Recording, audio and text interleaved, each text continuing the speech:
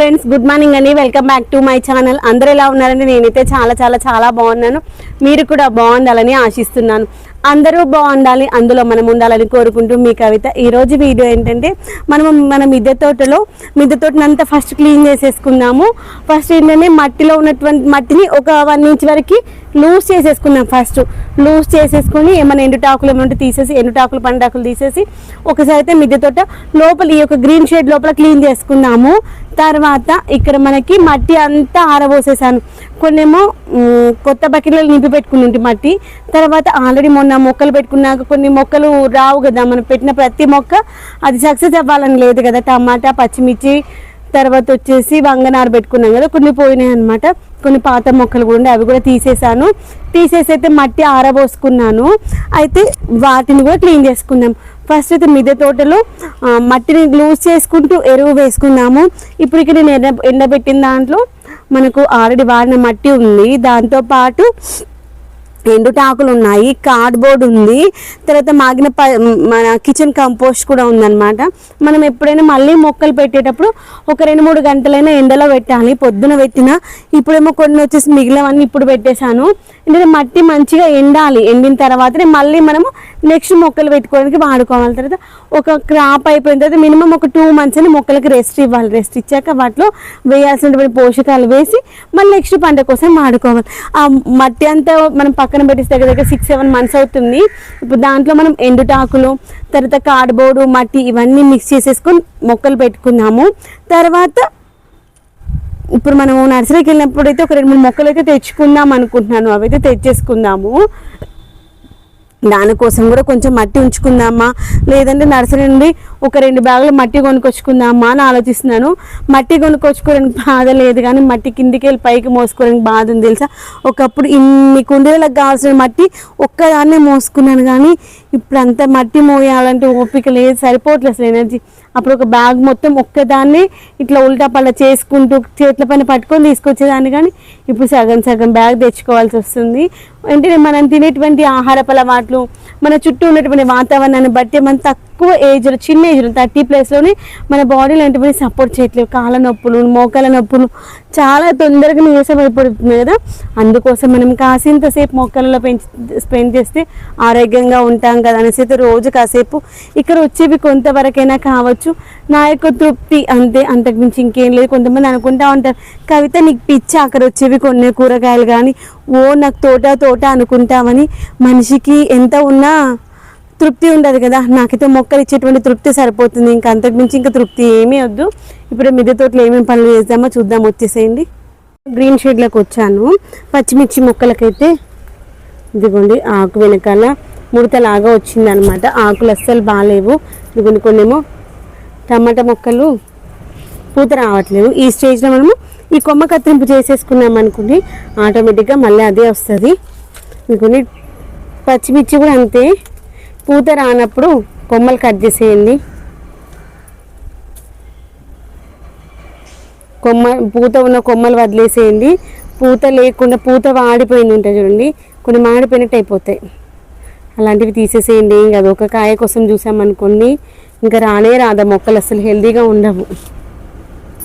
అదేంటో పచ్చిమిర్చి అలా ఫస్ట్ అట్లా అయిపోతుంది, తర్వాత మళ్ళీ మంచిగా వస్తాయి. అందుకోసం నేనైతే ఇట్లా వేసేస్తాను. అందరు చేస్తారో చేయరో నాకు తెలియదు, కానీ మట్టిని కాస్త లూజ్ చేసుకుందాము. దీంట్లో అవసరం లేని మొక్కలు ఏమైనా ఉంటే తీసేసుకుందాము. మట్టి ఏంటంటే ఇలా లూజ్ చేసుకోవడం వల్ల వాటికి కావాల్సిన పోషకాలు అంటే ఈజీగా తీసుకుంటుంది. మట్టి టైట్ కూడా కాకుండా ఉంటుంది. ప్రతి కుండీలలో ఏమైనా అవసరం లేనివి ఉంటాయి కదా, అవన్నీ తీసేసి పక్కన పడేసేయండి.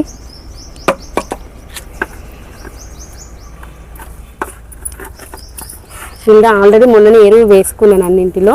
ఒక్కసారి లూజ్ చేసుకుందాము. ఎరువు వేయని కుండీలు ఏమైనా ఉంటే దాంట్లో వేసుకుందాం. మాగిన పశువుల ఎరువు వేసుకున్నాను.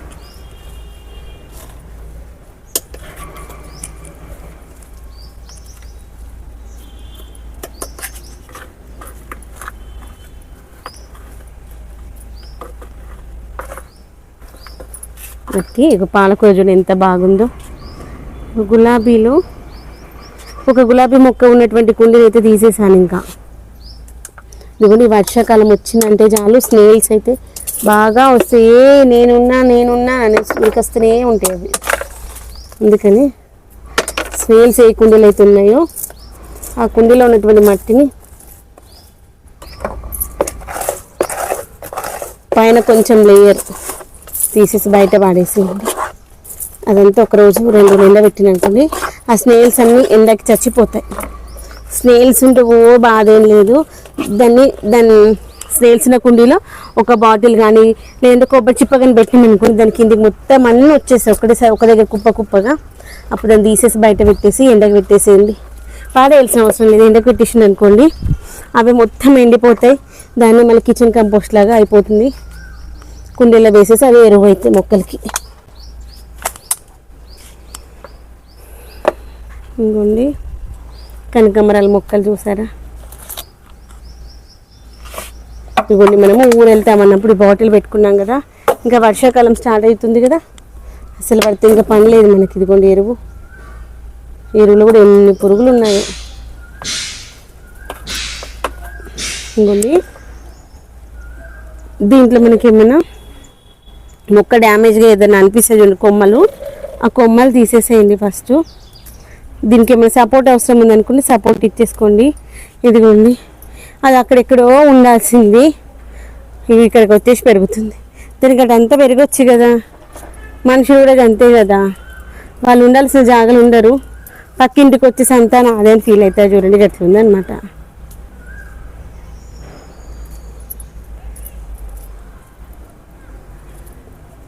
ఏం లేదు, ముక్కలు కట్ చేసేది సీజర్స్ కింద పైకి తెచ్చిన. మొన్న రస్ట్ వచ్చిందని కింద తీసుకెళ్ళినా తేలేనట్టున్నాను.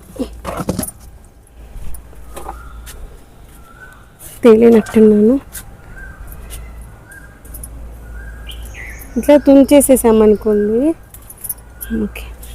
నెక్స్ట్ మళ్ళీ మొక్క మంచి హెల్దీగా వస్తుంది. గంతే, అంతకు మించి ఏమి ఉండదు.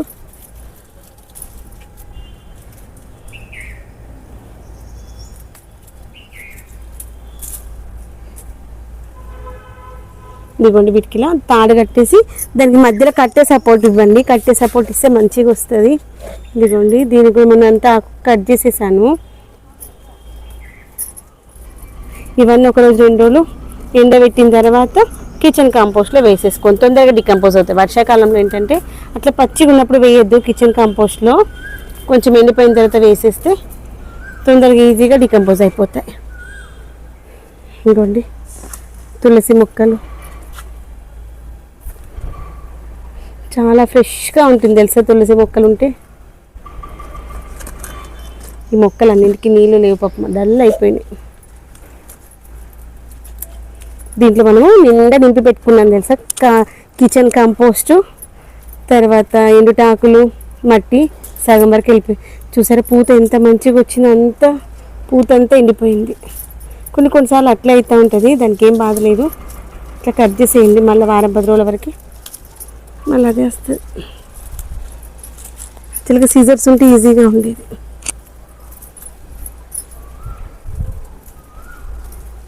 కిందికి వెళ్ళి సీజర్స్ తీసుకొచ్చేసి కట్ చేద్దాం. తర్వాత ప్రతి చెట్టుకైతే సపోర్ట్ ఇచ్చుకోవాలి. ఇప్పుడు గానులు బాగా వస్తున్నాయి కదా. ఇంక తర్వాత కొన్ని కుండీలలో మట్టి కూడా లోపలికి వెళ్ళిపోయింది చూడండి. ఆ కుండీలలో కూడా మట్టి వేసుకోండి. ఇదిగోండి ఈ టమాటా మొక్కలన్నీ అట్లయినాయి. ఇంకో కొన్నిట్లలో పప్పాయ మొక్కలు వచ్చి తీసేసేయండి. ఇది కట్ చేస్తే దానికి ఏం బాగలేదు, మళ్ళీ మంచిగా వస్తుంది. ఇంకోండి పురుగు చూడండి.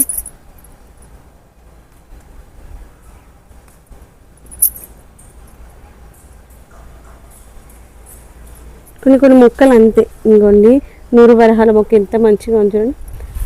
కనకాంబరాల గోరింటాకు మొక్క. ఇదిగోండి ఇక్కడ ఉండాల్సింది మొక్క తీసేసి ఇక్కడ పైన పెట్టేసుకున్నాను. ఏంటంటే దానికి గాలి సరిగా తగలకనే ఏంటి తొందరగా పెస్ట్ వస్తూ ఉంది వంకాయ చెట్టుకి. ఇక్కడ కొంచెం పైకి ఉంది అనుకోండి, గాలి వెళ్తే మంచి తగులుతుంది. తర్వాత మన శంకు పుష్పాల మొక్క ఉంది కదా, దీనికైతే ఇలా మనం సపోర్ట్ ఇచ్చేసుకున్నాను. అలా సపోర్ట్ ఇచ్చుకుంటే మొక్కలు క్రీపర్స్ మంచిగా హెల్తీగా వస్తాయి. ఇది మొన్న పెయింట్ వేసేటప్పుడు డిస్టర్బ్ అయినట్టుంది.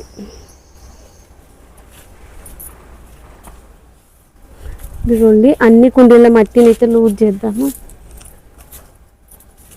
ఇదిగోండి అక్కడక్కడ మరి ప్లాస్టిక్ వేస్టేజ్ ఏమైనా వస్తే తీసేసేయండి. ఇవన్నీ పచ్చిమిర్చి మొక్కలే అనమాట. అవంతా కొమ్మ కత్తిరింపు చేసిన పూత అంతా ఏం వస్తలేదు అనేసి, అందుకే అలా మొండికి కనిపిస్తున్నాయి. ఒక వారం 10 రోజుల వరకు మంచిగా వస్తాయి.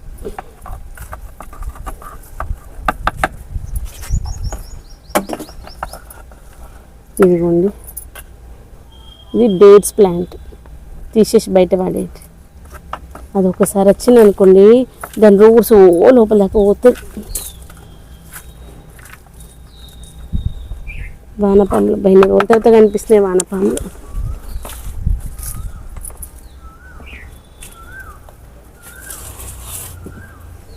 బ్యాలెన్సింగ్ ఆపుకోవట్లేదు. అటు సైడ్ ఇంకొక కుండీ ఉండాలి, ఆ కుండీ తీసేసాను కదా.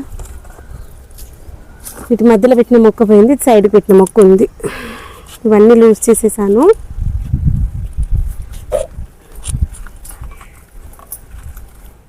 వానపాములు చూసారా.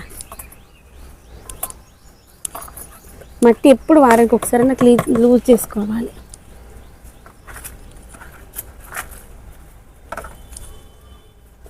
సీతాఫలం మొక్క